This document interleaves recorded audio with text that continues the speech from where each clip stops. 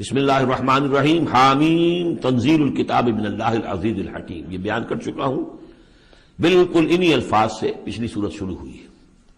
ما خلقنا السماوات والارض وما بینہما الا بالحق. وہاں فرمایا تھا کہ ہم نے آسمان اور زمین کھیل کے لیے نہیں بنائے. یہاں اس کو فرمایا ہم نے نہیں پیدا کیا آسمان اور زمین اور جو کچھ ان دونوں کے مابین ہے مگر حق کے لیے، حق کے ساتھ. یہ ایک مستحکم نظام ہے، یہ ایک پرپس فل کریشن ہے، بغیر کسی مقصد کے نہیں ہے. واجل مسمى، اور ایک اجل معین تک کے لیے. والذین کفروا عما انذروا معرضون، اور جن لوگوں نے کفر کیا ہے وہ جس چیز سے انہیں خبردار کیا جا رہا ہے اس سے وہ اعراض کر رہے ہیں. یہاں بھی دیکھیے تقدیم و تاخیر ہے. والذین کفروا معرضون عما انذروا، اصل ترتیب جملے کی یہ بنتی ہے. لیکن جیسا کہ میں نے شروع میں عرض کیا تھا جبکہ میں نے لیکچر دیے تھے تعارف قرآن پر، کہ قرآن مجید کے اندر ایک ردم ہے. یہ جو ایک معروف شاعری ہے، شاعری تو نہیں ہے، قرآن شعر نہیں ہے، لیکن جسے بلینک ورس کہا جاتا ہے، غالباً اس کا دنیا میں اگر رواج ہوا تو قرآن کی وجہ سے ہوا. قرآن بلینک ورس میں ہے، اس میں ایک ردم ہے، ایک فلو ہے، اور اس ردم کی وجہ سے پھر جملوں کے اندر تقدیم و تاخیر ہو جاتی ہے تاکہ وہ جو اس کا ایک صوتی آہنگ ہے وہ برقرار رہے. قل ارأیتم ما تدعون من دون اللہ ارونی ماذا خلقوا من الارض. اے نبی ان سے کہیے جن چیزوں کو تم پوچھتے ہو اور پکارتے ہو اللہ کے سوا، ذرا مجھے دکھاؤ انہوں نے کیا چیزیں پیدا کی ہیں زمین میں. ام لہم شرک فی السماوات، یا ان کے لیے کوئی اور شریکہ ہے آسمانوں میں. ایتونی بے کتاب من قبل ھذا، تو لاؤ میرے پاس کوئی کتاب جو اس سے پہلے نازل ہوئی ہو. او وصارت من علم، اور یا پھر کوئی روایت چلی آ رہی ہو علم کی بنیاد پر، دلیل کی بنیاد پر، منطق کی بنیاد پر. ان کنتم صادقین، اگر تم سچے ہو. ومن اضل ممن يدعو من دون اللہ من لا يستجیب له الى یوم القیامہ، اور اس سے بڑھ کر ظالم کون ہوگا جو اللہ کے سوا پکار رہے ایسی چیزوں کو جو ان کی پکار سنتے ہی نہیں، قبول ہی نہیں کر سکتے قیامت کے دن تک. وَهُمْ عَنْ دُعَائِهِمْ غَافِلُونَ، وہ سنیں گے کیا، وہ تو ان کی دعا سے غافل ہیں، انہیں پتہ ہی نہیں کہ وہ دعا مانگ رہے ہیں. فرض کیجئے کہ کوئی کسی بڑے ولی اللہ کو پکار رہا ہے کہ میری مدد کے لیے آ جائیے. وہ اللہ کا بندہ کہاں ہے، علیین میں، اعلیٰ علیین میں ہے، کہاں ہے، اسے پتہ بھی نہیں کہ کوئی بے وقوف مجھے پکار رہا اللہ کے نام بجائے اللہ کو پکارنے کے، کوئی فرشتے کو پکار رہا ہو. بس آگے اس سے اگلی دفعہ پڑھیں گے. وَإِذَا حُشِرَ النَّاسُ كَانُوا لَهُمْ أَعْدَاءً وَكَانُوا بِعِبَادَتِهِمْ كَافِرِينَ. صدق اللہ العظیم. ذکر ہو رہا تھا اس سورہ مبارکہ کی پچھلی آیات میں کہ ان سے بڑھ کر زیادہ گمراہ کون ہوگا جو اللہ کے سوا ایسی ہستیوں کو پکار رہے ہیں جو نہ ان کی دعا سنتے ہیں، نہ دعاؤں کو قبول کر سکتے ہیں قیامت تک، بلکہ وہ ان کی دعاؤں سے غافل ہیں، انہیں معلوم ہی نہیں ہے. وَإِذَا حُشِرَ النَّاسُ، جب لوگوں کو جمع کیا جائے گا، كَانُوا لَهُمْ أَعْدَاءً، وہ ان کے دشمن بن جائیں گے کہ تم نے ہمیں شرمسار کیا، ہماری شرمندگی کا تم سبب بن گئے، تم نے ہمیں اللہ کا مد مقابل بنا دیا.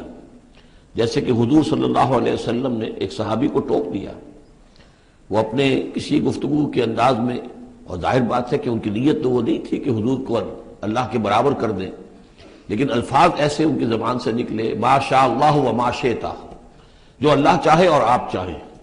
اسی پر ٹوک دیا حضور نے، اجعلتنی للہ ندًا، کیا تم نے مجھے اللہ کا مد مقابل بنا دیا ہے. مشیت صرف اللہ کی ہے. تو یہ اولیاء اللہ، یہ فرشتے، یہ پیغمبر، اگر انہیں آپ نے اللہ کے برابر بنا دیا، ان کو پکار رہے ہیں، ان سے دعائیں کر رہے ہیں، تو یہ تو گویا کہ ان کے لیے شرمندگی کی بات ہوگی اللہ کے سامنے، تو وہ دشمن بنیں گے. وَإِذَا حُشِرَ النَّاسُ كَانُوا لَهُمْ أَعْدَاءً وَكَانُوا بِعِبَادَتِهِمْ كَافِرِينَ، اور وہ تو ان کی عبادت کا انکار کریں گے.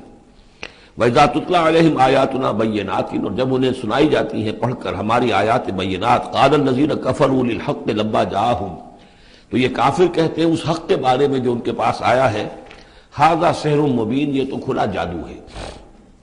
ام یقولون افتراہ، کیا کہ اسے گھڑ لیا ہے، یعنی محمد صلی اللہ علیہ وسلم نے یہ قرآن خود تصنیف کیا ہے. قل ان افتریتہ فلا تملکون لی من اللہ شیئا، اے نبی ان سے کہہ دیجئے کہ اگر میں نے یہ گھڑ کر اللہ کی طرف منسوب کیا ہوتا تو تم مجھے اللہ کے پکڑ سے کچھ بھی نہیں بچا سکتے. یہ مضمون آئے گا آخری پارے میں، لو تقول علینا بعض الاقاویل، بلکہ 29ویں پارے میں، لاخذناہ بالیمین ثم لقطعنا منہ الوتین، کہ اگر بالفرض خدا نہ خواستہ اگر محمد صلی اللہ علیہ وسلم کوئی چیز گھڑ کر ہماری طرف منسوب کر دیں تو ہم ان کا داہنا ہاتھ پکڑیں گے اور پھر ان کی رگے جان کو کاٹ دیں گے۔ ظاہر بات ہے کہ یہ صرف اس میں جو غصہ ہے وہ ان لوگوں پر ہے جو کہہ رہے تھے۔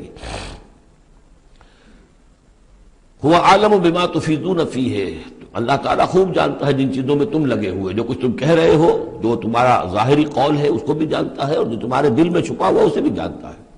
کفا بہ شہیدا بینی و بینکم، اور وہ کافی ہے بطور گواہ میرے اور تمہارے مابین، وہ جانتا ہے کہ میں اس کا رسول ہوں، اس نے میرے پاس وحی بھیجی ہے۔ وہو الغفور الرحیم، اور وہ بخشنے والا ہے، رحم فرمانے والا۔ قل ما کنت بدعا من الرسل، اے نبی ان سے یہ بھی کہیے کہ میں کوئی نیا نویلا رسول تو نہیں ہوں، کوئی پہلا رسول ہوں تو نہیں ہوں میں کہ مجھ سے پہلے کوئی رسول آئے نہ ہوں۔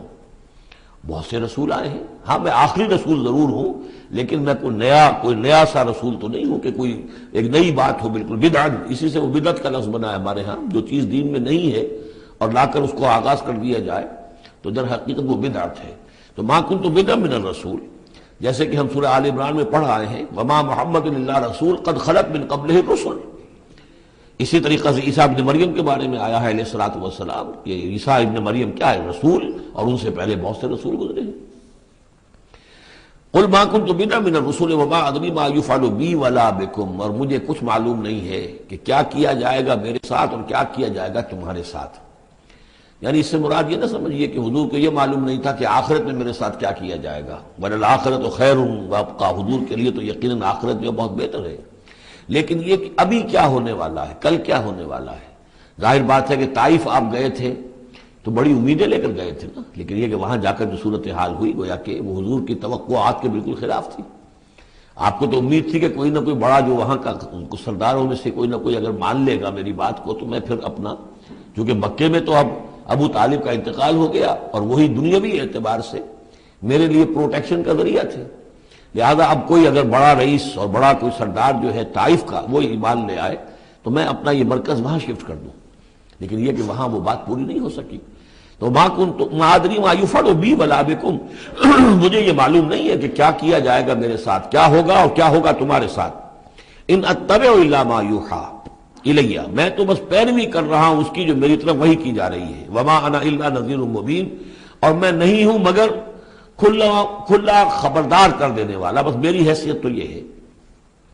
قل ارأیتم ان کان من عند اللہ وکفرتم بہ، اے نبی ان سے کہیے کہ ذرا غور کرو، سوچ لو، اگر ان کان من عند اللہ، جو چیز اللہ کی طرف سے آئی ہے یہ ہے واقعتاً اللہ کی طرف سے، وکفرتم بہ، اور تم نے اس کا کفر کیا، اس کا نتیجہ کیا نکلے گا؟ یعنی یہ کہ تم سوچو، امکان تو ہے نا، تم کہہ رہے ہو کہ میں نے گھڑ لی ہے، چلیے، حالانکہ دل میں تم جانتے ہو کہ یہ گھڑی بھی کتاب نہیں ہے، اگر گھڑی بھی کتاب ہوتی، انسان کی تصنیف ہوتی تو تم بھی اس کا مقابلہ کرتے، تمہیں چیلنج دیا گیا ہے کہ اس جیسی کتاب بنا لاؤ، اس جیسی ایک صورت ہی بنا لاؤ، تو تمہارے دل میں وہ بات نہیں ہے۔ لیکن سوچ لو ذرا کہ اگر یہ شے واقعتاً اللہ کی طرف سے ہے، قل ارأیتم ان کان من عند اللہ وکفرتم بہ، اور تم نے اس کا انکار کر دیا، وشہد شاہد من بنی اسرائیل علی مثلہ، اور گواہی دے چکا ہے ایک گواہ بنی اسرائیل میں سے ایک ایسی ہی کتاب کی۔ اصل میں اس میں کافی تفسیر کے اندر اقوال میں اختلاف ہے، اس سے مراد جو ہے عام مومنین اہل کتاب ہیں یا حضرت موسیٰ علیہ السلام، اس لیے کہ کتاب استثناء میں جو پیشن گوئی ہے اس میں یہ الفاظ ہیں کہ اے موسیٰ میں ان کے بھائیوں میں سے تیرے مثل ایک پیغمبر اٹھاؤں گا۔ کتاب استثناء کے 18ویں باب کی 18 اور 19ویں آیات ہیں یہ تورات کی، جو عہد نامہ قدیم ہے اس میں، تو گویا کہ مثل ہی، یعنی حضرت موسیٰ کی طرح کے محمد ہے، حضرت محمد کی طرح کے موسیٰ ہیں علیہ الصلوۃ والسلام، کیونکہ صاحب شریعت رسول ہے حضرت موسیٰ علیہ السلام۔ حضرت عیسیٰ صاحب شریعت نہیں ہے، صاحب کتاب ہے، انجیل دی گئی ہے، انجیل میں شریعت نہیں ہے، انجیل میں حکمت ہے، کل ہم پڑھ چکے ہیں جئتکم بالحکمہ، میں تمہارے پاس حکمت لے کر آیا۔ شریعت، قانون، یہ در حقیقت تورات میں تھی، حضرت موسیٰ علیہ السلام کو دی گئی، اور یا پھر محمد الرسول اللہ صلی اللہ علیہ وسلم کو قرآن دیا گیا اور یہ آخری اور کامل شریعت دی گئی۔ فآمنوا واستکبرتم، تو وہ تو ایمان لے آئے اور تم استکبار کر رہے ہو۔ یعنی یہود میں سے تو بہت سے علماء ایسے بھی تھے، بہت زیادہ نہیں لیکن تھے، عبداللہ ابن سلام رضی اللہ تعالیٰ عنہ بہت اہم ان کے علماء میں سے تھے، وہ ایمان لائے ہیں، تو وہ تو ایمان لے آئے، فاستکبرتم، اور تم استکبار میں اور گھمنڈ میں پڑے ہوئے ہو. ان اللہ لا یہدی القوم الظالمین، اللہ ظالموں کو ہدایت نہیں دیتا. وقال الذین کفروا للذین آمنوا لو کان خیرا ما سبقونا الیہ، اور کہا ان لوگوں نے جنہوں نے کفر کی روش اختیار کی ان لوگوں کے بارے میں جو ایمان لائے، کیونکہ ان میں سے زیادہ تر جو حضور کے آس پاس ہوتے تھے، اس لیے کہ بہرحال ان میں بڑے بڑے لوگ بھی تھے جو ایمان لائے تھے حضور پر. حضرت عثمان ابن عفان بھی تھے، بڑے بڑے گھرانے کے فرد تھے. عبد الرحمن ابن عوف بھی تھے، وہ بھی کوئی غرباء اور فقراء میں سے تو نہیں تھے. طلحہ اور زبیر بھی تھے تو وہ بھی بڑے اونچے خاندانوں سے تھے. لیکن یہ کہ عام طور پر حضور کے آس پاس جو ہوتے ہیں یہ لوگ اپنے اپنے کاموں کے اندر بھی مصروف ہوتے تھے، لیکن جو غرباء تھے وہ حضور کے ارد گرد زیادہ موجود رہتے تھے. اور یہ بات بار بار آ چکی ہے حضرت نوح کے بیان میں بھی اور پھر حضور کے بارے میں بھی کہ اے محمد تمہارے گرد تو ہم بیٹھے ہوتے ہیں ہمارے کمی کاری لوگ، بڑے گھٹیا لوگ، ہمارے پست طبقات کے لوگ جو ہیں، کوئی غلام ہے ہمارا، کوئی اور یہاں پہ محنت مزدوری کرنے والا ہے، تو ہمارے شایان شان نہیں ہے کہ ہم آپ کے پاس آ کر بیٹھیں. یعنی ذرا ان کو اپنے سے دور کرو. جس پر کہ اللہ تعالیٰ نے کئی مرتبہ یہ فرمایا کہ اے نبی آپ ان کی بات پر نہ جائیے، اور کہیں ان اہل ایمان کو کہ جو صبح و شام اللہ کو پکارتے ہیں اور اللہ کی رضا جوئی میں لگے ہوئے ہیں، ان کو کہیں آپ اپنے سے دور نہ کر دیں. اگر ایسا آپ کریں گے تو یہ ظلم ہو جائے گا. لیکن بہرحال ان کا کہنا یہ تھا کہ اگر یہ لوگ جو ہیں، اگر واقعتاً یہ خیر ہوتا، لو کانا خیرن ما سبقونا، اگر یہ واقعتاً خیر ہوتا قرآن اور یہ دین، تو یہ لوگ جو ہیں یہ اس میں سبقت نہ کرتے ہم سے. بڑے ہم ہیں، سمجھدار ہم ہیں، دانشور ہم ہیں، ایلیٹ آف دی سوسائٹی ہم ہیں، تو ہم نے تو پیش قدمی کی نہیں ہے. لیکن یہ لوگ پیش قدمی کر رہے ہیں تو اس کا مطلب ہے کہ یہ بات بھی گھٹیا ہی ہے جو تم پیش کر رہے ہو، جس کو گھٹیا قسم کے لوگ قبول کر رہے ہیں. یہ طنز ہے اس میں چھپا ہوا.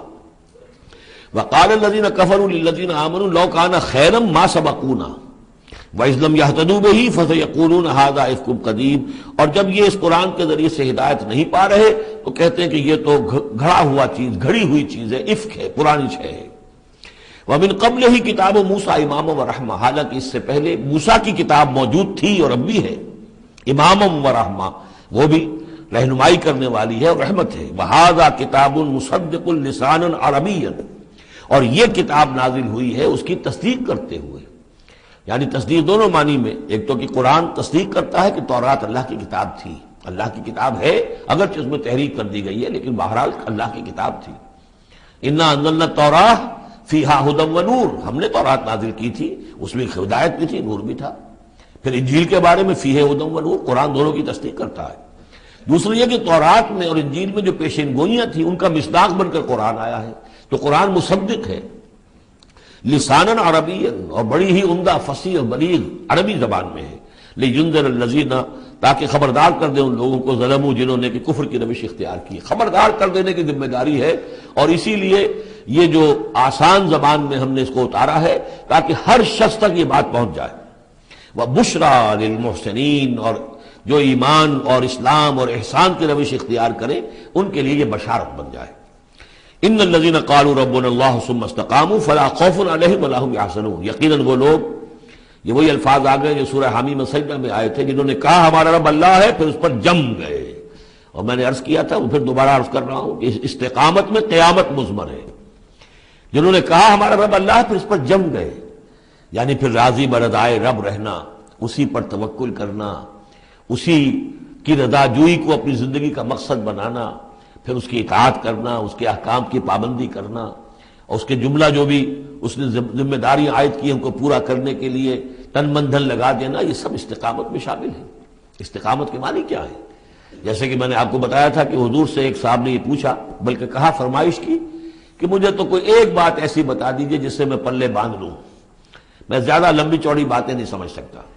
حضور نے فرمایا، قل آمنت باللہ ثم استقم، کہو کہ میں ایمان لایا اللہ پر پھر جم جاؤ، تھک جائے تمہارا دل اس کے اوپر کہ واقعتاً پالن ہار وہی ہے، پروردگار وہی ہے، حاجت روا وہی ہے، مشکل کشا وہی ہے، اور وہ ہماری دعاؤں کا سننے والا وہی ہے. پھر یہ کہ اسی کے لیے انسان ہمتاً اپنے آپ کو وقف کر دے. ان صلاتی و نسکی و محیای و مماتی للہ رب العالمین. ان الذین قالوا ربنا اللہ ثم استقاموا فلا خوف علیہم ولا هم یحزنون. یہ استقامت والے جو ہی تو اولیاء اللہ ہو گئے نا. پھر جیسے کہ ہم نے سورہ یونس میں پڑھا تھا، الا ان اولیاء اللہ لا خوف علیہم ولا هم یحزنون الذین آمنوا وکانوا یتقون. جو ایمان لائے اور اس پر مستقیم ہو گئے، قائم ہو گئے، جازم ہو گئے، اور وہی تو اللہ کے ولی ہیں، وہی اللہ کے دوست ہیں۔ ان کے لیے نہ کوئی خوف ہے، نہ وہ کسی حزن سے دوچار ہوں گے۔ اولئک اصحاب الجنت خالدین فیہا، وہ جنت والے لوگ ہیں، اس میں رہیں گے ہمیشہ ہمیش، جزاء بما کانوا یعملون، اور یہ جزا ہوگا ان کے اعمال کا۔ یہ بات کئی دفعہ میں نے واضح کی ہے کہ بندے کو یہ سمجھنا چاہیے، اور یہی بندے کہیں گے جنت میں داخل ہونے کے بعد بھی کہیں گے اللہ کے نیک بندے کہ ہماری یہ طاقت نہیں تھی، صلاحیت نہیں تھی کہ ہم اپنے بل پر اور اپنے اعمال کے بل پر یہاں جنت میں داخل ہو سکتے۔ یہ اللہ کا فضل ہے۔ الحمدللہ الذی ہدانا لہذا وما کنا لنہتدی لولا ان ہدانا اللہ، کل شکر اس اللہ کا جس نے ہمیں یہاں داخل کیا اور ہمیں پہنچا دیا یہاں تک ہماری رہنمائی فرما دی، اور ہم ہرگز ہدایت نہ پا سکتے اگر اللہ ہی ہمیں ہدایت نہ دیتا۔ لیکن اللہ تعالیٰ بار بار کہتا ہے کہ ٹھیک ہے، لیکن یہ کہ تمہارے اعمال تھے، تم نے بھی محنت کی تھی، تم نے فیصلہ کیا تھا، اما شاکرم و اما کفورا، جو ہم نے تمہیں اختیار دے دیا تھا، تم نے ہمارے شکر گزار بندے بن کر زندگی گزارنے کا فیصلہ کیا، ہم نے قدر افزائی فرمائی، ہم نے تمہیں توفیق دی، ہم نے تمہارے راستے کی رکاوٹوں کو جو ہے آسان کر دیا، لیکن یہ کہ بہرحال تمہارا عمل اس میں شامل ہے۔ جزاء بما کانوا یعملون، یہ در حقیقت بدلہ ہوگا ان کے اعمال کا۔ ووصینا الانسان بوالدیہ حسنا، اور ہم نے وصیت کی انسان کو، تاکید کی انسان کو اس کے والدین کے بارے میں احسانا، کہ اس کے ساتھ احسان کی روش، نیک سلوک، خدمت۔ اور اس میں بھی خاص طور پر والدہ کا معاملہ جو ہے یہ سورہ بنی اسرائیل میں بھی ہے اور یہاں بھی ہے۔ وہاں بھی آیا تھا ووصینا الانسان بوالدیہ حملتہ امہ وہنا علی وہن وفصالہ فی عامین، تو والدین میں جو ہے والدہ کا حق فائق ہے والد کے حق پر، ویسے دونوں کے ساتھ اس نے سلوک ہو، دونوں کا ادب ہو۔ وَإِمَّا يَبْلُغَنَّ عِندَكَ الْكِبَرَ أَحَدُهُمَا أَوْ كِلَاهُمَا فَلَا تَقُل لَّهُمَا أُفٍّ وَلَا تَنْهَرْهُمَا وَقُل لَّهُمَا قَوْلًا كَرِيمًا، یہ ہم پڑھ چکے ہیں۔ لیکن یہاں بھی اور وہاں بھی خاص طور پر والدہ کا، اس لیے کہ مشقت جو ہے پیدائش میں ساری کی ساری مشقت جو ہے ماں کی ہے، باپ کا کیا حصہ ہے؟ وہ تو ایک کوئی اس کی لذت کا لمحہ ہوتا ہے، وہ اس کے اندر اس نے وہ بوند ٹپکائی اور فارغ۔ اب وہ ساری مصیبت کون جھیل رہی ہے؟ وہ عورت جھیل رہی ہے، ماں جھیل رہی ہے۔ سارا پریگننسی کا دور جو ہے، اس میں ابتدائی دور جو ہے، اس میں اسے جی بتلا رہا ہے، الٹیاں آ رہی ہیں، چیزوں سے نفرت ہو رہی ہے، پھر جب بوجھل ہو گئی ہے، جسم بوجھل ہو گیا ہے، بوجھ اٹھائے ہوئے ہے، پھر وضع حمل کی مشقتیں ہیں، وہ درد ذہ ہے، پھر اس کو دودھ پلانا ہے 2 سال تک، اس کے جو اس کو گند ہے اس کو صاف کرنا ہے، پوتڑے دھونے ہیں، یہ سارے کام کون کر رہا ہے؟ ماں کر رہی ہے۔ باپ کا تو اس میں حصہ ڈائریکٹ نہیں انڈائریکٹ ہے کہ بہرحال وہ کمائی کرتا ہے، پرووائڈ کرتا ہے، یہ بات دوسری ہے، لیکن جو مشقت ماں کی ہے۔ اسی لیے حدیث میں آتا ہے کہ ایک صحابی نے حضور سے سوال کیا کہ میرے حسن سلوک کا سب سے اولین مستحق کون ہے؟ آپ نے فرمایا تمہاری والدہ۔ انہوں نے پوچھا پھر ان کے بعد کون؟ فرمایا پھر تمہاری والدہ۔ تیسری مرتبہ پھر کون؟ حضور پھر والدہ تمہاری۔ چوتھی مرتبہ جب اس نے پوچھا ان کے بعد کون، تو آپ نے فرمایا تمہارے والد۔ یعنی والدہ کا حق جو ہے وہ والد کے حق پر، یہ ہے اخلاقی حق۔ قانونی حق والد کا زیادہ ہے، اگر سیپریشن ہو جائے گی تو اولاد والد کی ہے، قانونی حق اس کا زیادہ ہے، لیکن اخلاقی حق، خدمت کا حق اور جنت جس کے پاؤں تلے ہے وہ باپ نہیں ماں ہے۔ جنت جو ہے وہ تو اس کے قدم تلے تحت اقدام الامہات، اس حوالے سے اخلاقی مقام جو ہے وہ عورت کا زیادہ ہے، ماں کا زیادہ ہے۔ فرمایا حملتہ امہ کرہا ووضعتہ کرہا، اس کی ماں نے اسے اٹھائے رکھا اپنے پیٹ میں تکلیف جھیل کر، اور پھر اس کو وضع حمل ہوا، اس کو جنا تکلیف کے ساتھ، وحملہ وفصالہ 30 شہرا، اور اس کا یہ حمل اور پھر دودھ پلانا یہ لگ بھگ جو ہے 30 مہینے ہوتے ہیں۔ حتی اذا بلغ اشدہ، یہاں تک کہ جب وہ اپنی پوری قوت کو پہنچتا ہے، بلوغت کو پہنچتا ہے، اور یہاں سے بلوغت سے مراد جو ہے وہ نفسیاتی بلوغت ہے، ذہنی اور نفسیاتی بلوغت۔ ایک جسمانی بلوغت ہوتی ہے، وہ تو 16 17 18 اس سال کے اندر آدمی جو ہے وہ پورا بالغ ہوتا ہے، لیکن جسمانی بلوغت نہیں، یہاں جو ہے 40 برس کا ذکر آ رہا ہے۔ حتی اذا بلغ اشدہ وبلغ 40 سنۃ، جب وہ 40 برس کا ہو جاتا ہے۔ سائیکولوجیکل میچورٹی جو ہے انسان کی وہ 40 برس کی ہے۔ یہی وجہ ہے کہ 40 برس ہی کی عمر میں جو بھی نبوت جو ہے وہ ملتی تھی، حضور کو بھی 40 برس کی۔ فلما بلغ 40 سنۃ حبب الیہ الخلا فکان یخلو بغار حرا، ایک حدیث ہے بڑی پیاری جس کی راویہ ہیں ام المومنین حضرت عائشہ صدیقہ رضی اللہ تعالیٰ عنہ، جس میں فرمایا انہوں نے کہ حضور نے مجھے بتایا کہ جب میری عمر 40 برس کے قریب ہوئی تو مجھے خلوت گزرنی محبوب ہو گئی، تنہائی میں بیٹھ کر، اور پھر آپ جا کر کئی دن کئی راتیں جو ہے غار حرا میں آپ تنہا رہتے تھے، خلوت گزری، پھر وہیں پر وہی کا آغاز ہوا ہے۔ تو 40 برس کی عمر، اگرچہ استثناءات ہیں، حضرت یحییٰ کے بارے میں ہم پڑھ چکے ہیں سورہ مریم میں، آتیناہ الحکم صبیہ، بچپن ہی میں اللہ نے انہیں حکمت عطا فرما دی، اور ان کو جو بھی وہ میچورٹی ہے اللہ نے بہت ابتدائی عمر میں عطا فرما دی۔ حضرت عیسیٰ کا معاملہ بھی ایسا ہی ہے، لیکن عام قاعدہ قانون وہی ہے 40 برس کا۔ حتیٰ اذا بلغ اشدہ وبلغ 40 سنة قال رب اوزعنی ان اشکر نعمتک التی انعمت علی وعلی والدی، تو وہ کہتا ہے کہ میرے پروردگار مجھے اس کی میری قسمت یہ بنا دے، یہ میرا نصیب فرما دے، مجھے اس کی توفیق دے کہ میں شکر ادا کر سکوں تیرے انعامات کا جو مجھ پر ہوئے اور میرے والدین پر ہوئے، وان اعمل صالحا ترضاہ، اور یہ کہ میں ایسے عمل کروں اچھے جو تجھے پسند آئیں، جنہیں تو پسند کرے، واصلح لی فی ذریتی، اور پھر یہ کہ میرے لیے میری اولاد کے لیے بھی، اولاد میں بھی میرے لیے بہتری پیدا کر دے۔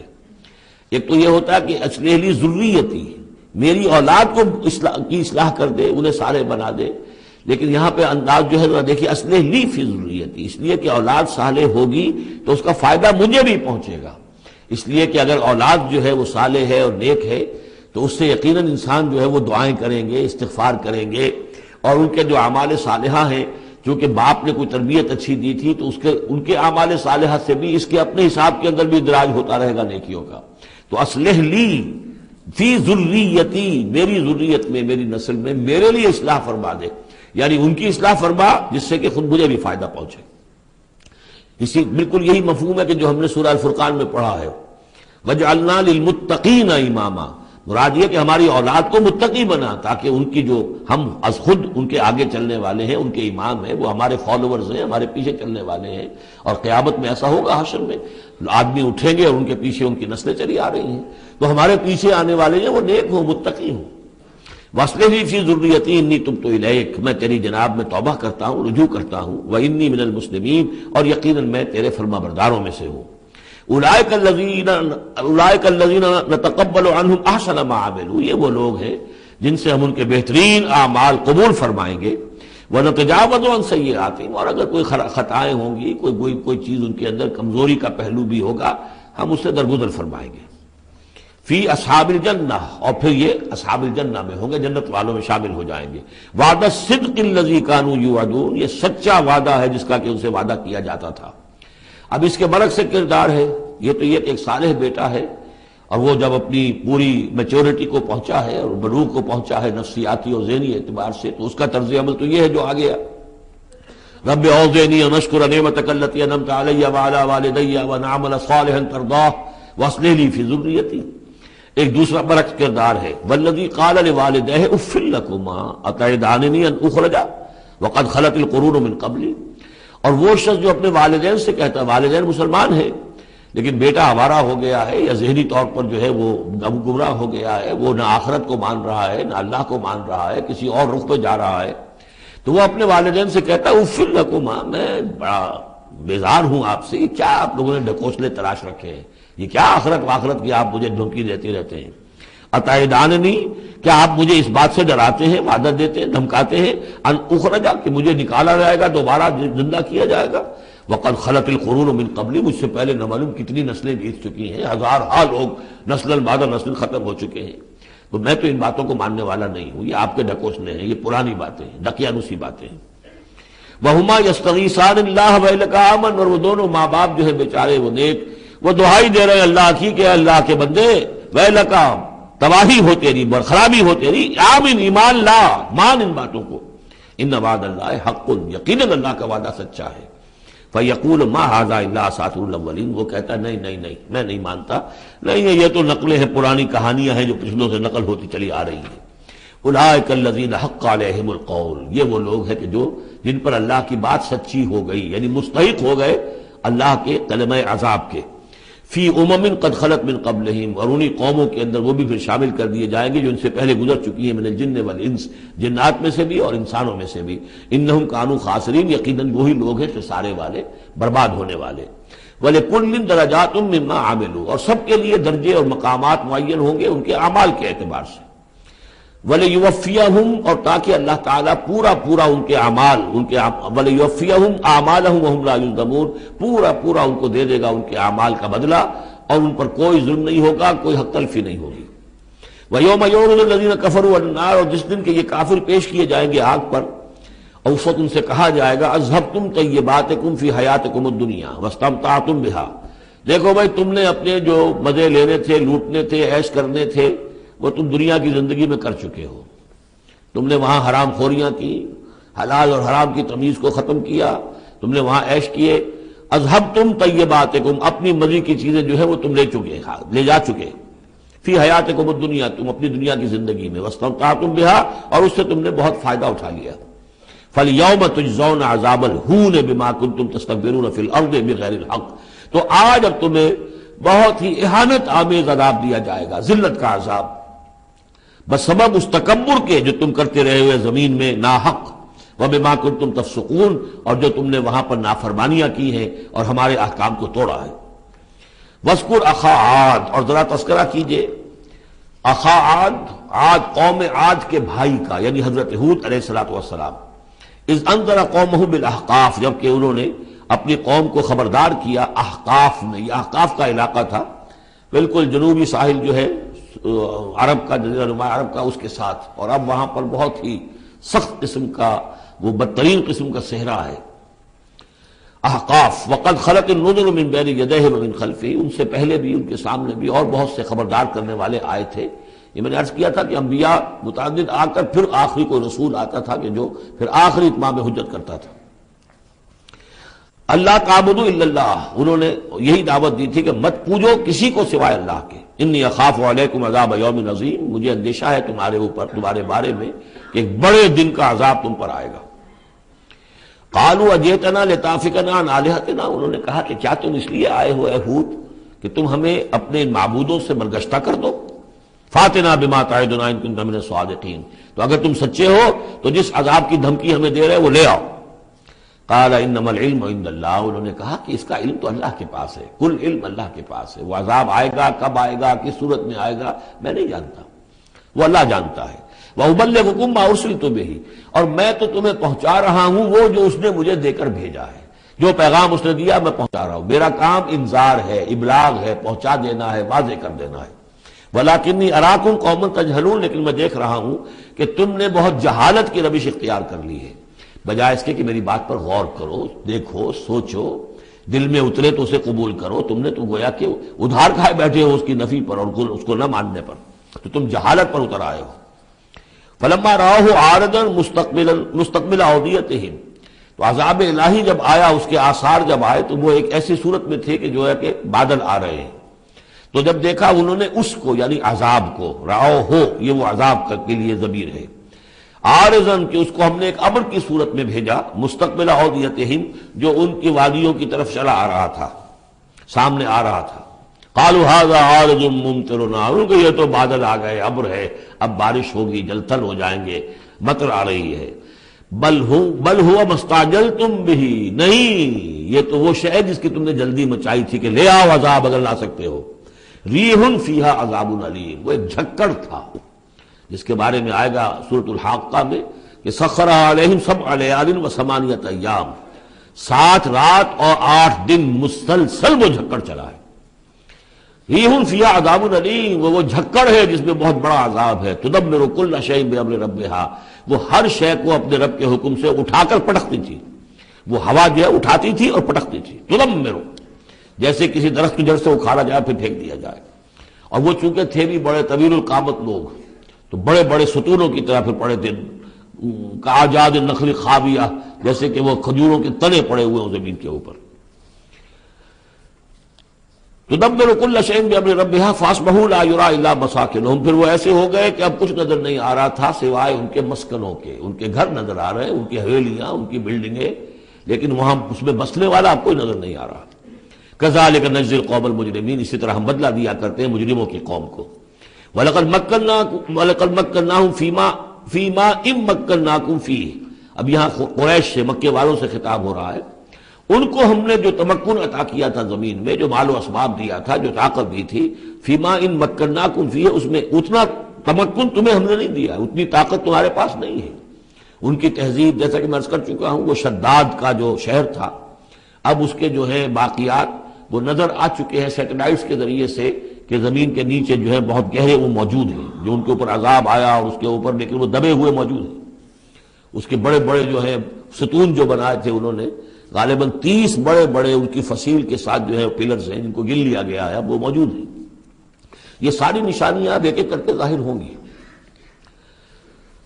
وَلَقَدْ مَكَّنَّاهُمْ فِي مَاءٍ مَكَّنَّاكُمْ فِيهِ، ہم نے وہ چیزیں انہیں دی تھی کہ جو اے قریش تمہیں نہیں دی، ہم نے ان کو تمہیں وہ تمکن نہیں دیا۔ وَجَعَلْنَا لَهُمْ سَمْعًا وَأَبْصَارًا وَأَفْئِدَةً، ہم نے ان کے لیے بھی ہم نے انہیں سماعت کان بھی دیے تھے، وابصارن آنکھیں بھی دی تھی، افئدہ بھی دیے تھے، دل اور عقل بھی دی تھی۔ فما اغنی عنہم سمعہم ولا ابصارہم ولا افئدتہم من شیء، تو کچھ کام نہیں آئے ان کے، نہ تو ان کی سماعت، ان کی بصارت، نہ ان کے دل یا عقلیں میں کسی شے میں انہیں نہیں بچا سکے۔ اذ کانوا یجحدون بآیات اللہ، جبکہ وہ انکار کرتے رہے اللہ کی آیات کا۔ وحاق بہم ما کانوا بہ یستہزئون، اور ان کو گھیر لیا اور ان پر الٹ پڑی وہی چیزیں جن کا کہ وہ مذاق اڑایا کرتے تھے۔ وَلَقَدْ أَهْلَكْنَا مَا حَوْلَكُم مِّنَ الْقُرَىٰ، اور ہم نے تو ہلاک کیا ہے بہت سی بستیوں کو جو تمہارے ہی ارد گرد آباد تھیں۔ میں وہ نقشہ بنا کے بھی آپ کو دکھا چکا ہوں کہ یہ تمام جو احقاف یہ گویا کہ مکے کے جنوب مشرق میں تھے، سمود کا علاقہ جو ہے مکے کے شمال میں تھا، اسی شمال کے رخ پر جو ہے پھر وہ مدین کا علاقہ، اور پھر یہ کہ ادھر ڈیڈ سی کے ساتھ ساحل پر اس کے بھی اب حال ہی میں خبر آئی ہے کہ اس کے بھی جو کھنڈرات وغیرہ ہیں وہ بحرۂ ڈیڈ سی جو ہے بحرۂ مردار، اس کے اندر پانی کے نیچے وہ موجود ہیں، ابھی ان کی تلاش ہو گئی ہے، وہ نکل آئے ہیں، مطلب یہ کہ ان معلوم ہو گئے ہیں، انکشاف ہو گیا ہے۔ تو فرمایا وَلَقَدْ أَهْلَكْنَا مَا حَوْلَكُم مِّنَ الْقُرَىٰ، ہم نے بہت سی بستیوں کو، شہروں کو ہلاک کیا جو تمہارے ارد گرد ہی تھی۔ وَصَرَّفْنَا الْآيَاتِ لَعَلَّهُمْ يَرْجِعُونَ، اور اسی طرح ہم نے پھیر پھیر کر ان کو یہ آیات اپنی سنائی ہے تاکہ وہ رجوع کریں، پلٹیں، لوٹیں۔ فَلَوْلَا نَصَرَهُمُ الَّذِينَ اتَّخَذُوا مِن دُونِ اللَّهِ قُرْبَانًا آلِهَةً، تو کیوں نہ مدد کی ان ہستیوں نے جنہیں انہوں نے اللہ کے سوا سمجھا تھا کہ یہ معبود ہیں جو اللہ کی طرف ہم اللہ سے ہمیں قریب کر دیں گے، ہمیں تقرب اللہ کا ہمارا ضرورت ہمیں جو ہے وہ درجے حاصل کر دیں گے، اس کا ذریعہ بن جائیں گے۔ بل ضلوا عنہم، جب وہ عذاب کا وقت آیا وہ سب گم ہو گئے، ہوا ہو گئے، خواب تھا جو کچھ کا دیکھا، جو سنا افسانہ تھا۔ وذالک افکہم، یہ تو اصل میں ان کی من گھڑت باتیں تھیں، ان میں حقیقت تو تھی ہی نہیں۔ وما کانوا یفترون، اور جو کچھ بھی افطرا وہ کر رہے تھے وہ تھا۔ وَإِذْ صَرَفْنَا، اب وہ واقعہ آ رہا ہے جس کا میں نے آج شروع میں تذکرہ کیا تھا، اور حضور صلی اللہ علیہ وسلم، اور یہ واقعہ جو ہے جبکہ حضور گئے تھے طائف، اور طائف سے جب واپس آ رہے تھے تو آپ نے نخلا، ایک مقام ہے وادی نخلا، اس میں چند دن قیام کیا مکے جانے سے پہلے، اور چونکہ دل گرفتہ تو بہت تھی جب آپ طائف سے واپس آئے ہیں، طائف میں جو کچھ بیتی تھی وہ آپ کو معلوم ہے۔ بہرحال وہاں آپ فجر کے وقت ایک روز نماز فجر کی پڑھ رہے تھے اور قرآن مجید پڑھ رہے تھے، اس میں قرآن الفجر ہم پڑھ رہے ہیں، فجر کی نماز میں طویل قرات ہوتی ہے، تو ایک امام ایک مقتدی، امام تھے حضور صلی اللہ علیہ وسلم، مقتدی تھے حضرت زید بن حارثہ، آپ کے منہ بولے بیٹے، آپ کے آزاد شدہ غلام۔ اس وقت یہ ہے کہ وہاں سے گزر ہوا کچھ جنوں کی ایک جماعت کا، وہ ٹھہر گئے، ٹھٹک کر کھڑے ہوئے اور وہ سنتے رہے، قرآن حضور پڑھ رہے ہیں وہ سن رہے ہیں، تو اس پر وہ ایمان لائے، اور پھر جا کر اپنی قوم میں انہوں نے فوراً تبلیغ شروع کر دی۔ تو یہ بات ہمارے لیے بڑی عبرت کی بات ہے کہ جنات کی ایک جماعت نے ایک ہی دفعہ قرآن سنا، ایمان بھی لے آئے اور فوراً مبلغ بن گئے اس کے۔ لیکن ہم جو ہے سنتے ہیں اور ایک کان سے سن کر دوسرے کان سے نکال دیتے ہیں، ہماری زندگیوں میں کوئی تبدیلی نہیں آتی۔ تو بڑا قابل غور ہے یہ مقام قرآن مجید کا۔ وَإِذْ صَرَفْنَا إِلَيْكَ نَفَرًا مِنَ الْجِنِّ، اور جبکہ ہم نے آپ کی طرف متوجہ کر دیا اے نبی جنوں کی ایک جماعت کو، یستمعون القرآن، کہ وہ قرآن سننے لگے۔ فلما حضروہ، جب وہاں وہ پہنچے، قالوا انصتوا، انہوں نے کہا چپ ہو جاؤ، خاموش رہو، سنو، توجہ سے سنو۔ اب دیکھیے جو بات قرآن مجید میں آئی ہے وَإِذَا قُرِئَ الْقُرْآنُ فَاسْتَمِعُوا لَهُ وَأَنصِتُوا، معلوم ہوتا ہے کہ یہ وہ ان جنات میں سے تھے کہ جو طبعاً نیک تھے، شریف تھے، اس اعتبار سے ان کے اندر وہ جو مادہ تھا وہ موجود تھا، بلکہ آگے چل کر معلوم ہوگا کہ وہ حضرت موسیٰ علیہ السلام کے ماننے والے تھے، ان پر گویا کہ وہ اہل کتاب جنات تھے۔ تو انہوں نے جب سنا تو بڑی توجہ کے ساتھ جو ہے وہ سننے لگے اور کہا خاموش ہو جاؤ، سنو توجہ سے۔ فلما قضی، تو جب وہ آپ کی قرات ختم ہو گئی، وَلَّوْا إِلَىٰ قَوْمِهِمْ مُنذِرِينَ، تو فوراً اپنی قوم کی طرف پلٹے انہیں خبردار کرنے کے لیے۔ اور کیا کہا انہوں نے؟ قالوا یا قومنا انا سمعنا کتابا انزل من بعد موسیٰ، معلوم ہوا موسیٰ کے ماننے والے تھے۔ اے ہماری قوم کے لوگوں، ہم نے سنا ہے، ہم نے کتاب سنی ہے جو نازل ہوئی ہے اب موسیٰ کے بعد. کتاب جو نازل ہوئی ہے موسیٰ کے بعد وہ قرآن ہی ہے. اگرچہ ہم مانن کہہ دیتے ہیں عرفن، وہ انجیل کو بھی کتاب، لیکن کتاب کا لفظ میں نے بارہا آپ کو بتایا ہے کہ شریعت کے لیے آتا ہے. کتاب قوانین کے لیے آتا ہے. کتب علیکم کتب علیکم کتب علیکم. نماز بھی ہے کتابا موقوتا، عدت کے لیے آیا حتی یبلغ الکتاب اجلہ. تو شریعت کے احکام کے لیے جو ہے وہ اصل میں یہ لفظ خاص ہے. تو تورات چونکہ شریعت کی حامل تھی اور قرآن پھر شریعت دوسری جو آئی ہے موسیٰ کی شریعت کے بعد وہ شریعت محمدی ہے صلی اللہ علیہ وسلم.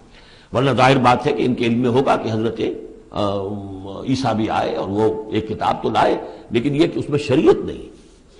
قالوا یا قومنا انا سمعنا کتابا انزل من بعد موسیٰ مصدقا لما بین یدیہ، اور یہ تصدیق کرتے ہوئے آئی ہے اس کی جو اس کے سامنے موجود ہے، یعنی تورات. یہدی الی الحق، اور یہ رہنمائی کر رہی ہے حق کی طرف. وَإِلَىٰ طَرِیقٍ مُسْتَقِیمٍ، اور ایسے راستے کی طرف جو بالکل سیدھا ہے.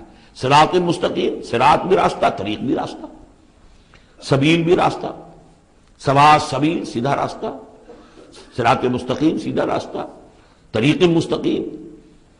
یا قومنا اجیبوا داعی اللہ، اے ہماری قوم کے لوگوں، اللہ کی طرف پکارنے والے کی پکار پر لبیک کہو، مانو، ایمان لاؤ. وآمنوا بہ یغفر لکم من ذنوبکم، تو ان پر ایمان لاؤ تاکہ اللہ تعالیٰ جو ہے تمہارے گناہوں کو بخش دے. وَيُجِرْكُم مِّنْ عَذَابٍ عَلِيمٍ، اور تمہیں بچا دے عذاب علیم سے، دردناک عذاب سے. وَمَن لَّا يُجِبْ دَاعِيَ اللَّهِ فَلَيْسَ بِمُعْجِزٍ فِي الْأَرْضِ، اور جو نہیں لبیک کہتا اللہ کی طرف پکارنے والے کی پکار پر، تو وہ پھر فَلَيْسَ بِمُعْجِزٍ، وہ اللہ تعالیٰ کو ہرا نہیں سکے گا، شکست نہیں دے سکے گا زمین میں. وَلَيْسَ لَهُ مِن دُونِهِ أَوْلِيَاء، اور نہیں ہوں گے اس کے لیے کوئی ایسے اس کے رفیق اور اس کے پشت پناہ اور مددگار جو اسے اللہ کی پکڑ سے بچا سکے. أُولَٰئِكَ فِي ضَلَالٍ مُّبِينٍ، یہ لوگ تو گویا کہ کھلی گمراہی کے اندر ہوں گے. اب یہ بات جو ہے جیسا کہ میں نے اس کے قابل غور ہے ہمارے لیے. اب ظاہر بات ہے کہ داعی جب تک نبوت کا سلسلہ جاری تھا وہ اللہ کے نبی ہوتے تھے. اب حضور کے بعد اب داعی جو ہوں گے وہ امت میں سے ہوں گے. کوئی اٹھے گا اللہ کا بندہ، پھر دین کی دعوت دے گا، پھر قرآن کی طرف بلائے گا، پھر لوگوں سے کہے گا کہ آؤ چلو اس راستے پر چلو، اللہ کے دین کا راستہ یہ ہے. اقامت دین کی جد و جہد میں لگو، اس کے لیے اپنے تن بندھن لگاؤ. ان صلاتی و نسکی و محیایا و مماتی للہ رب العالمین. اب نبی تو کوئی نہیں آئے گا سوائے ان کے جو دجال ہیں، جھوٹے نبی ہیں جنہوں نے دعوے کیے ہیں، وہ تو چھوڑ دیجیے ان کو. لیکن نبی نہیں آنے والا، نبوت کا دروازہ بند ہو چکا. لیکن دعوت اللہ کا دروازہ بند نہیں ہوا ہے، اس کا سلسلہ بند نہیں ہوا، بلکہ اب تو اس امت کے ذمے بحثیت مجموعی کو ذمہ داری لگا دی گئی. وَكَذَلِكَ جَعَلْنَاكُمْ أُمَّةً وَسَطًا لِتَكُونُوا شُهَدَاءَ عَلَى النَّاسِ وَيَكُونَ الرَّسُولُ عَلَيْكُمْ شَهِيدًا. تمہارے ذمے ہے. كُنتُمْ خَيْرَ أُمَّةٍ أُخْرِجَتْ لِلنَّاسِ تَأْمُرُونَ بِالْمَعْرُوفِ وَتَنْهَوْنَ عَنِ الْمُنكَرِ وَتُؤْمِنُونَ بِاللَّهِ. أَوَلَمْ يَرَوْا أَنَّ اللَّهَ الَّذِي خَلَقَ السَّمَاوَاتِ وَالْأَرْضَ وَلَمْ يَعْيَ بِخَلْقِهِنَّ، کیا انہوں نے دیکھا نہیں، غور نہیں کیا؟ وہ اللہ جس نے آسمانوں اور زمین کی تخلیق فرمائی اور وہ تھکا نہیں، ہارا نہیں اس سے، ان کی تخلیق سے. یعنی جیسے کہ سورہ قاف میں ہم پڑھیں گے افعینا بالخلق الاول، کیا ہم عاجز آ گئے ایک دفعہ بنانے کے بعد؟ ہماری ساری جو بھی کریٹو ایکٹیویٹی تھی اور کریٹو پوٹینشیل ہمارا ختم ہو گیا، ایگزاسٹ ہو گیا، ہم دوبارہ نہیں بنا سکتے تمہیں. تو لم یا بخلقہن، وہ عاجز نہیں آ گیا ان کی تخلیق سے. اب اس کی جو خلاقی کی قوت ہے وہ ختم نہیں ہو گئی ہے. بقادر علی ان یحیی الموتى، تو کیا وہ قادر نہیں ہوگا اس پر کہ مردوں کو زندہ کر دے؟ بلا، کیوں نہیں، انہ علی کل شیء قدیر، یقیناً وہ ہر چیز پر قادر ہے. ویوم یعرض الذین کفروا علی النار، اور جس روز کے پیش کیے جائیں گے یہ کافر آگ پر، الیس ھذا بالحق، اس وقت سوال کیا جائے گا یہ ہے حق، یہ حقیقت ہے یا نہیں؟ تم ڈھکوسلا کہتے تھے، تم کہتے تھے کہ ایسی ہمیں دھونس دی جا رہی ہے، کوئی جہنم وغیرہ نہیں، کوئی حساب کتاب نہیں، کوئی جزا و سزا نہیں، کوئی باس بادل موت نہیں. الیس ھذا بالحق، کیا یہ حقیقت نہیں ہے؟ قالوا بلا وربنا، وہ کہیں گے کیوں نہیں، ہمارے پروردگار تیری قسم یہ حق ہے. قال فذوقوا العذاب بما كنتم تکفرون، تو اللہ فرمائے گا اب چکھو اس عذاب کا مزہ اپنے اس کفر کی پاداش میں جو تم کرتے رہے. فاصبر، اب آخری بات حضور سے، فاصبر کما صبر اولو العزم من الرسل، اے محمد صلی اللہ علیہ وسلم آپ بھی صبر کیجئے جیسے کہ ہمارے اولو العزم رسول آپ سے پہلے صبر کرتے رہے. یہ اولو العزم من الرسل عام طور پر خیال یہ کہ 5 ہیں، بعض حضرات 7 شمار کرتے ہیں، حضرت ہود حضرت صالح کو بھی شامل کرتے ہیں، لیکن 5 پر چونکہ اسی سلسلہ سور کی صورت ہے سورہ شورى جس میں 5 کا ذکر ہے. شرع لکم من الدین ما وصى به نوحا والذی اوحینا الیک وما وصینا به ابراہیم وموسیٰ وعیسیٰ. حضرت نوح، حضرت ابراہیم، حضرت موسیٰ، حضرت عیسیٰ اور حضرت محمد صلی اللہ علیہ وسلم علیہ السلام، یہ اولو العزم من الرسل ہیں. اور اس میں جو یوں سمجھیے کہ عزم اور صبر کا معاملہ جو ہے اس میں حضرت ایک اعتبار سے حضرت نوح سب سے آگے ہے. 950 برس تک جو ہے انہیں صبر کرنا پڑا. فلبث فیہم 1000 سنۃ الا 50 عاما.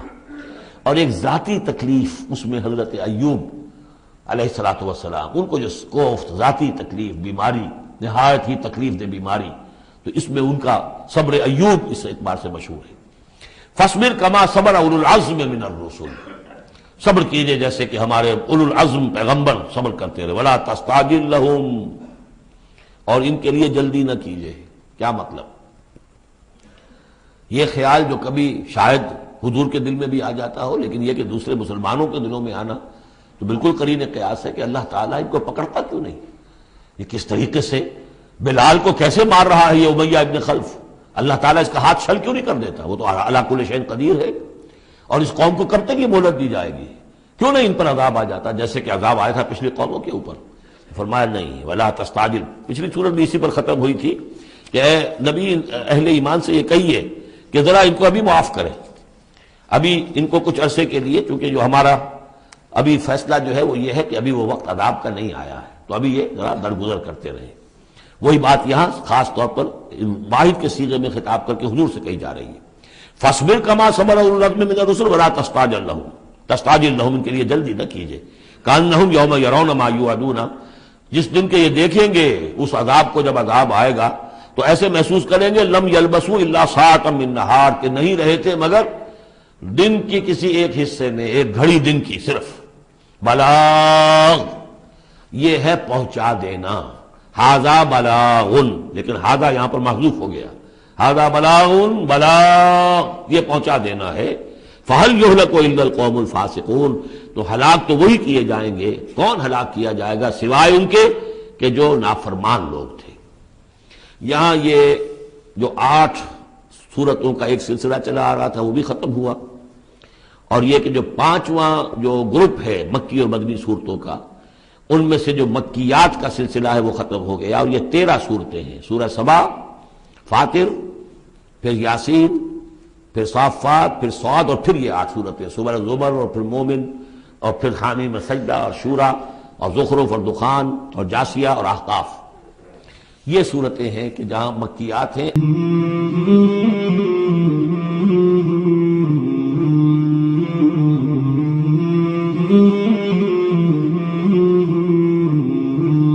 مولاي صل وسلم دائما ابدا على حبيبك خير الخلق كلهم. مولاي صل وسلم دائما